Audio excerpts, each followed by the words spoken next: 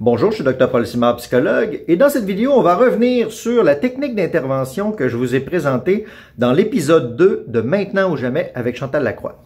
Ça utilise cette petite accessoire qui est là. Les psychologues, c'est pas juste supposé de faire et d'être silencieux. Eh ben non! Il y a toutes sortes de manières de véhiculer les exercices thérapeutiques pour amener la personne à faire des prises de conscience sur ce qu'elle ressent. On écoute Chantal. Paul Simard me fait faire un exercice que je trouve très percutant, de prendre une corde puis de faire comme une espèce de cercle autour de toi. Moi, je suis facilement accessible. Donc, on regarde un court extrait et ensuite, je vais vous expliquer un peu plus en détail là, les variantes de cet exercice-là. Ta bulle personnelle. Il faudrait que tu sois debout à l'intérieur. Est-ce que ça se peut des fois qu'ils... Ah, tiens, ils ont ouvert la bulle. Puis qu'ils s'essaient des fois à rentrer peut-être un petit peu trop proche. Ah, on est bien, Chantal. T'es tellement accessible. Je trouve que c'est correct. Là, ça commence à être trop. Là, maintenant, ça commence à être trop. Ouais. Comment ça se fait que tu cèdes le territoire si c'est trop, alors? Pour faire l'exercice de frontière, je demande aux gens, en lançant la corde par terre, de me représenter leur bulle. Puis là, il peut y avoir toutes sortes de choses qui se passent pour représenter comment eux gèrent leur intégrité, leur bulle. Là, c'est sûr que là, il y a un petit chien accessoire optionnel, mais là, admettons qu'il ne serait pas là. Ce qu'on va demander aux gens, c'est de représenter leur bulle. Il est possible que certaines personnes fassent une bulle, on va dire, assez atypique si je dézoome, avec des motons. Ça, je pourrais peut-être, une fois qu'ils vont se positionner à l'intérieur, parler de c'est quoi que ça représente ce moton-là. Ou qu'est-ce que ça représente pour la personne, cette ouverture-là, parce qu'elle peut se faire envahir dans sa bulle. Et elle peut aussi être en hémorragie trop donnée. Il peut y avoir toutes sortes de choses qui se passent. Si j'approche un peu, également, il y a des gens qui vont avoir une bulle extrêmement petite, qui peuvent la mettre de manière très rigoureuse. Ça fait beau comme ça. Ouais, voilà. Très rigoureuse avec des doubles tours, des verrouillages. Et là, je leur demande, OK, qu'est-ce que ça représente? Ça, c'est la phase 1, on va dire, de l'exercice. Représenter sa bulle personnelle dans laquelle les gens se sentent confortables. Et on peut faire beaucoup de développement psychologique. Il y a une phase 2 à cet exercice-là. Dans la phase 2, je demande aux gens de rester au centre. Et moi, comme psychologue, je vais m'approcher de cette frontière-là. En approchant jusqu'à la lisière ici. Attendez un instant. Et là, il est possible que les gens réalisent que c'est pas là leur vraie bulle, parce que la proximité, ici, peut provoquer toutes sortes d'émotions chez la personne. Comme par exemple, oh, trop proche, trop proche. Moi, parfois, quand je le fais dans mon bureau de thérapie, je suis obligé, parce que ça provoque beaucoup d'angoisse chez les gens, je suis obligé d'aller me cacher là-bas, derrière un bureau de réception, là, pour permettre à la personne de reprendre son équilibre. Mais pourtant, c'est un exercice de thérapie, ça devrait pas être si difficile que ça. Mais c'est parce que quand on mobilise le corps en entier, là, qui représente à l'extérieur ce qui se passe à l'intérieur, ben, ça fait remonter toutes les émotions. Vaut mieux travailler en thérapie avec l'entièreté de la personne.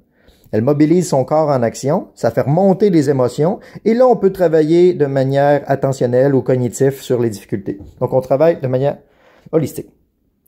Et là, je vais demander souvent à la personne, OK, maintenant que tu n'es pas à l'aise ou j'essaie de faire le tour pour entrer à l'intérieur d'elle, je la gosse un peu, on pourrait dire, je la confronte. Dans l'épisode, c'est ce qu'on voit avec Chantal, là. Je rentre à l'intérieur même. Et comme elle rit, ben je la pousse pour voir jusqu'où elle va tolérer l'inconfort avant de dire non, ça c'est ça ma frontière. Tellement accessible. Je trouve que c'est correct. Là, c'est ça. C'est extrêmement important de savoir dire ben oui, bonjour, et savoir dire non, ça me convient pas. La bulle personnelle, la bulle privée, ça représente la protection de notre intégrité. On pourrait dire que ça, c'est ce que la personne est responsable, et quand on a un vide intérieur, c'est peut-être parce qu'on se tient là-bas. Pour remplir le vide intérieur, il faut habiter sa vie ici. On n'avait pas remarqué ici, il y a comme une autre petite bulle dans la bulle, qu'est-ce que c'est?